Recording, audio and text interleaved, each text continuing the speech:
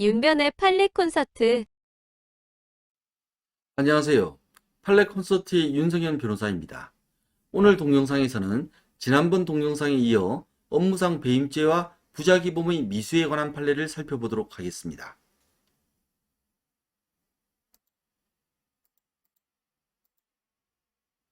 먼저 지난번 동영상을 간단히 요약하겠습니다. 고양 식사구역 도시개발사업조합은 도시개발사업의 전반적인 업무를 A 주식회사에게 위임하였고, 갑은 A 주식회사의 대표이사로서 조합으로부터 위임받은 업무를 처리하는 지위에 있었습니다. 조합은 2011년 8월 30일경 환지 예정지인 C 토지의 가치가 상승하는 내용으로 도시개발 및 실시계획을 변경하여 인가를 받았기 때문에 갑은 조합이 청산금을 징수할 수 있도록 관련 법령에 따라 환지 예정지인 C 토지에 대한 재감정 등의 조치를 할 업무상 의무가 있었습니다. 그럼에도 갑은 C 토지를 분배받을 자신의 친인척과 지인들이 청산금을 조합에 내지 않아도 되도록 아무런 조치를 취하지 않고 청산금 관련 업무도 인계하지 않은 채 이를 묵비하며 2011년 12월 31일 A 주식회사의 대표이사직을 사임하였습니다. 다행스럽게도 조합은 청산금 징수를 위해 2016년 5월경 환지 계획 변경 인가 신청 절차를 진행하였기 때문에 조합이 손해를 입지는 않았지만 검찰은 갑을 업무상 배임 미수죄로 기소하였습니다. 문제는 미수죄가 인정되기 위해서는 배임 행위에 대한 실행의 착수가 인정되어야 하는데 갑이 한 행위는 청산금과 관련하여 아무런 조치를 취하지 않은 것, 다시 말해서 부작위이기 때문에 언제 실행의 착수가 있었는지 하는 것입니다. 그럼 먼저 부작위범에 대해서 한번 살펴보겠습니다. 지난 24회 동영상에서 보았듯이 부작위범에는 진정부작위범과 부진정부작위범 두 종류가 있습니다. 진정부작위범이란 퇴거불응죄와 같이 일정한 부작위를 형법에 규정하고 있는 경우입니다. 이에 반해 부진정부작위범이란 범죄의 구성 요건을 자기로 규정해 놓았지만 일정한 경우 부작위로 자기범을 실현하는 것입니다. 그래서 학자들은 부진정부작위범을 부작위에 의한 자기범이라고 합니다. 업무상 배임죄는 업무상 타인의 재산상 사무를 처리하는 자가 업무상의 임무에 위배하는 배임 행위를 하여 재산상의 이익을 취득하고 타인인 본인에게 손해를 가했을 때 성립하는 죄입니다. 여기서 임무를 위배하는 행위란 주로 자기가 됩니다. 예를 들어 볼까요? 어떤 회사의 대표이사 갑이 자기 친구를 위해서 보증을 서주는 것을 생각해 봅시다. 갑은 회사로부터 회사의 재산과 관련한 사무를 위임받은 사람입니다. 그런데 갑이 회사가 아니라 친구를 위해서 보증을 서주게 되었고, 나중에 만약 친구가 빚을 갚지 못하면 회사가 그 빚을 떠안게 됩니다. 이처럼 갑이 회사 명의로 보증을 서는 것은 임무에 위배하는 행위로서 자기입니다. 따라서 업무상 배임죄도 구성요건적 행위를 자기로 규정하고 있는 것입니다. 그렇다면 부작위로 업무상 배임죄를 저지르는 것이 가능할까요? 당연히 가능합니다. 이에 대해 오늘 소개하고 있는 대법원 2021년 5월 27일 선고 2020도 15529 판결은 다음과 같이 말하고 있습니다. 업무상 배임죄는 타인과의 신뢰관계에서 일정한 임무에 따라 사무를 처리할 법적 의무가 있는 자가 그 상황에서 당연히 할 것이 법적으로 요구되는 행위를 하지 않는 부작위에 의해서도 성립할 수 있다. 부진정 부작위범이 성립하기 위해서는 여러 가지 요건이 필요합니다. 24회 동영상을 참고해 주시기 바랍니다. 요건들 가운데 오늘 판례와 관련된 것만 보자면 다음과 같습니다. 부진정 부작위범이 성립하기 위해서는 자기 의무가 있어야 하고 그 자기 의무의 이행이 요구되는 구성요건적 상황이 있어야 합니다. 형법 제18조를 보시죠. 형법 제18조 위험의 발생을 방지할 의무가 있거나 자기 행위로 인하여 위험 발생의 원인을 야기한 자가 그 위험 발생을 방지하지 아니한 때에는 그 발생된 결과에 의하여 처벌한다. 형법 제18조는 범죄의 결과가 나타나지 않도록 막아야 할 의무가 있거나 자기의 행위로 인하여 범죄 결과 발생의 원인을 일으킨 자가 아무것도 하지 않은 때 즉 부작위를 한 때에는 그 발생된 결과에 의하여 처벌한다는 의미입니다.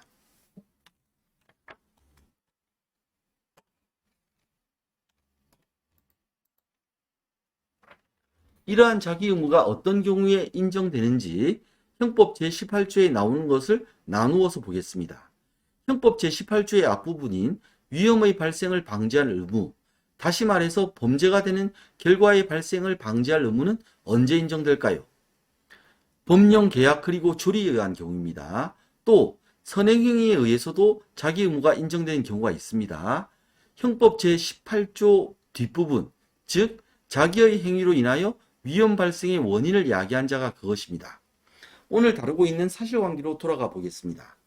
고양식사구역 도시개발사업조합은 도시개발 사업의 전반적인 업무를 A 주식회사에게 위임하였고 갑은 A 주식회사의 대표이사로서 조합으로부터 위임받은 업무를 처리하는 지위에 있었습니다. 즉 조합과의 위임 계약에 의하여 갑에게는 조합에게 손해가 되는 결과가 발생하지 않도록 방지할 자기 의무가 인정됩니다. 즉 계약에 의한 경우죠.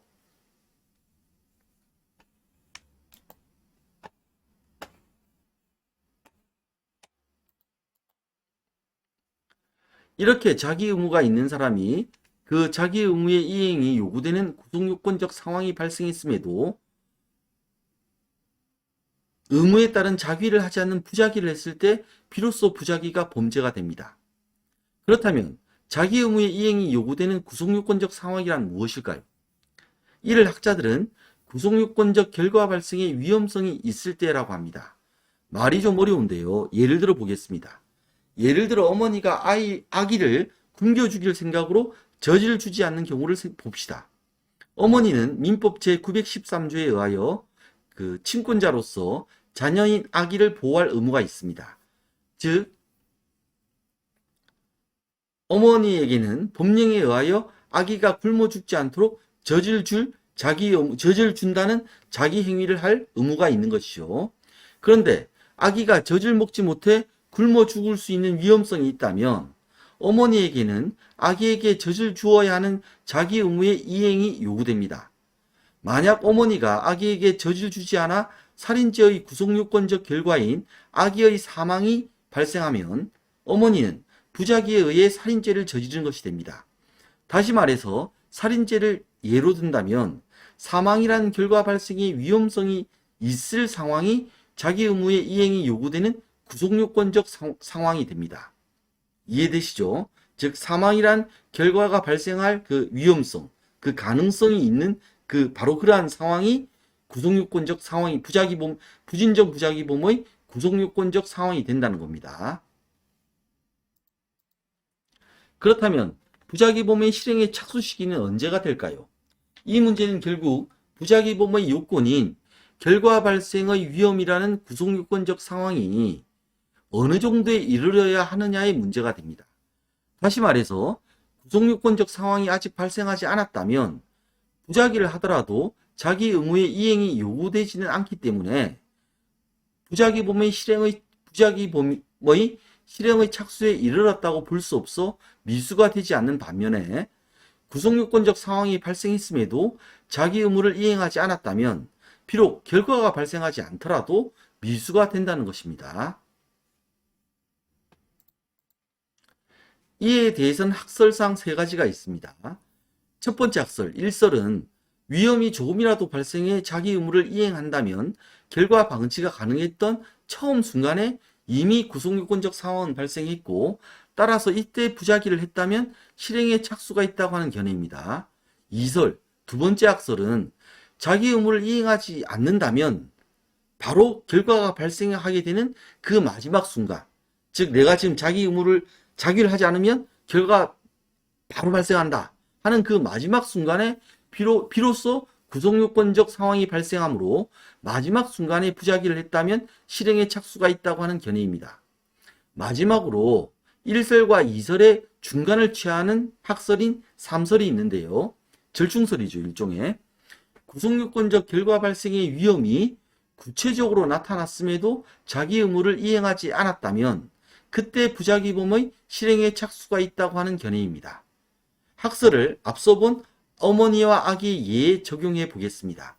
일설 첫 번째 견해에 의하면 어머니가 아기에게 젖을 주지 않은 첫 순간에 아기에 대한 살인죄의 실행에 착수가 있는 것이 됩니다.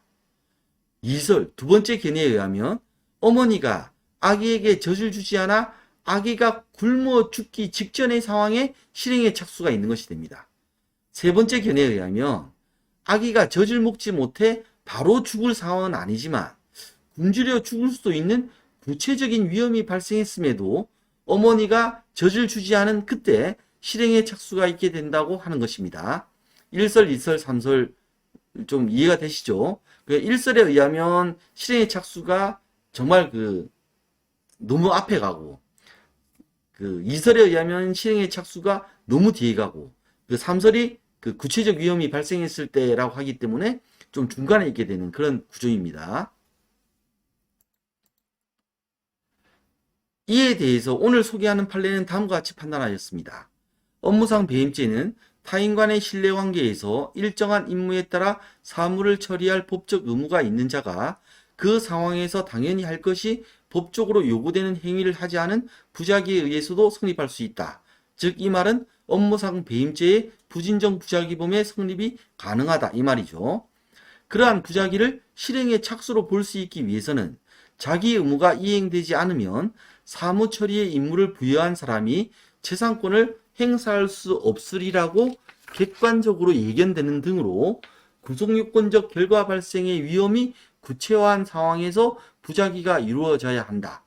즉, 본인에게 손해가 발생할 위험성이 구체화한 상황에서 부작위가 이루어졌을 때 비로소 업무상 배임죄의 부진정 부작위범의 실행에 착수가 있다라고 판단을 하였습니다.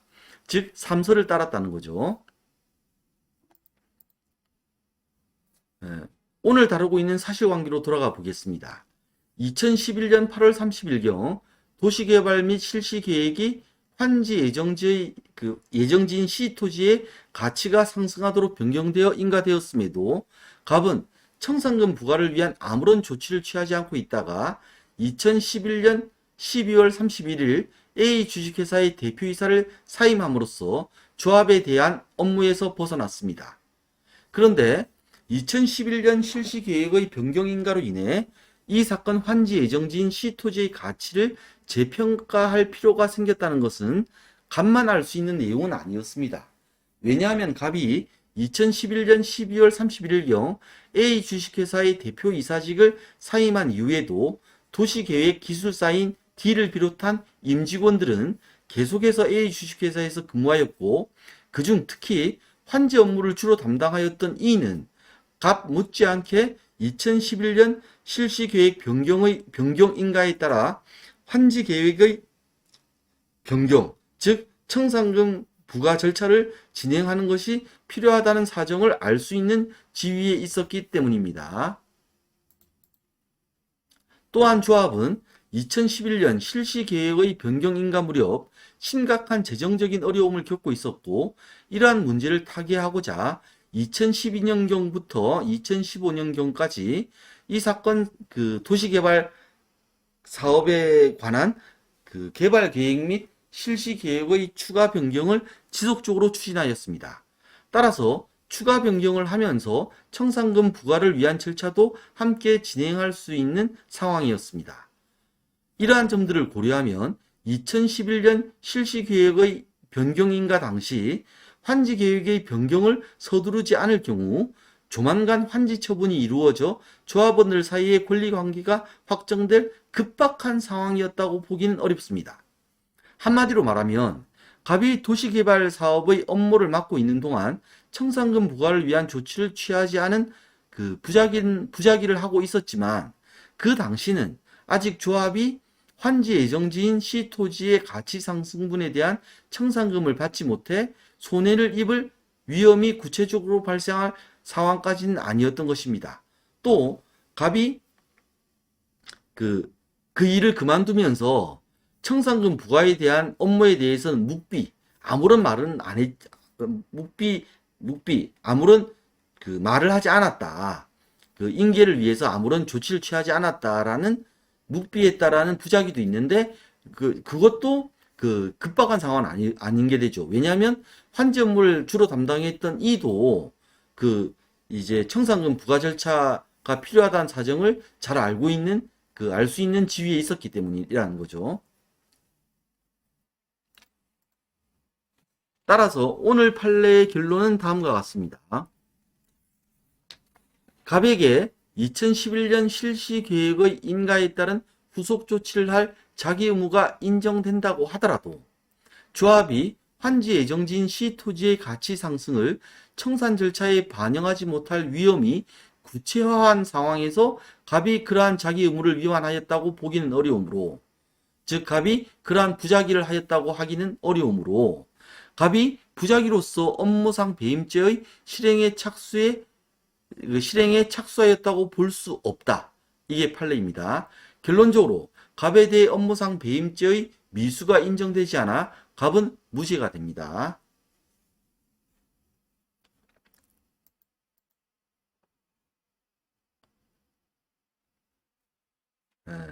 그럼 오늘 소개한 판결과 관련하여 예상 가능한 객관식 지문이 무엇인지 볼까요?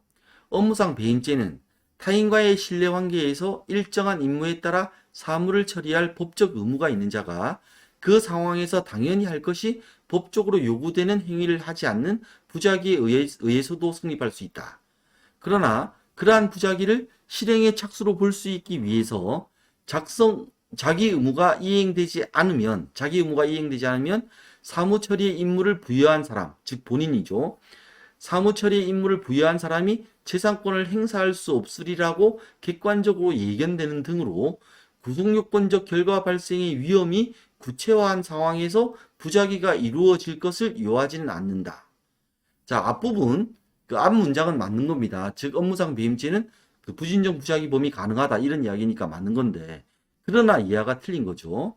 앞서 보았듯이 판례는 구속요건적 결과 발생의 위험이 구체화한 상황에서 부작위가 이루어져야 부진정 부작위범의 실행의 착수가 인정되어 업무상 배임죄의 미수가 성립한다고 하고 있으므로 이 지문은 뒷부분 때문에 뒷문장 때문에 틀린 지문이고 답은 X입니다.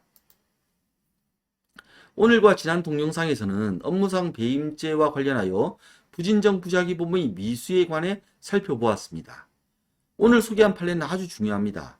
왜냐하면 부진정 부작위범의 미수와 관련하여 대법원이 견해를 명시적으로 나타낸 최초의 판례이기 때문입니다. 이해하시면 반드시 여러분에게 도움이 될 것입니다. 지금까지 윤성현 변호사였습니다. 고맙습니다.